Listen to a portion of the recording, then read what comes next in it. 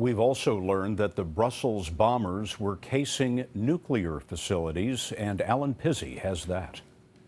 The evidence that ISIS is turning its focus from pure carnage to bigger and more terrifying targets was on a 10-hour surveillance tape of the comings and goings of a senior official of the nuclear industry.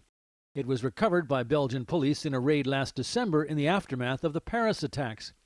Two men whose faces were caught when they picked up the camera hidden in bushes are now thought to be the Bakrawi brothers, who were suicide bombers in the airport and subway attacks.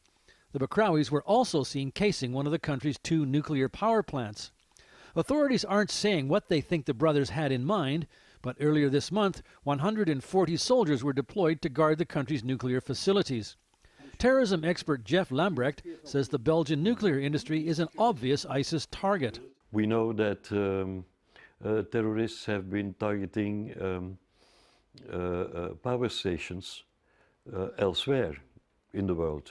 They are interested in this kind of sabotage, of course.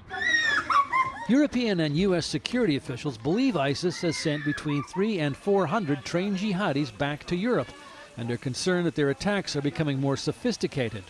Why these attacks now in the West? It's because of the reversals they have in Syria and Iraq. So the more we win, the more we can expect to fight? Yeah. The Belgian Interior Minister told Parliament today that while there was a threat to the nuclear official, the nuclear facilities were safe. But speaking off camera, Scott, a senior military officer said of the jihadis, quote, "Those bastards know what they're doing." Alan Pizzey with the latest developments in Brussels. Alan, thanks.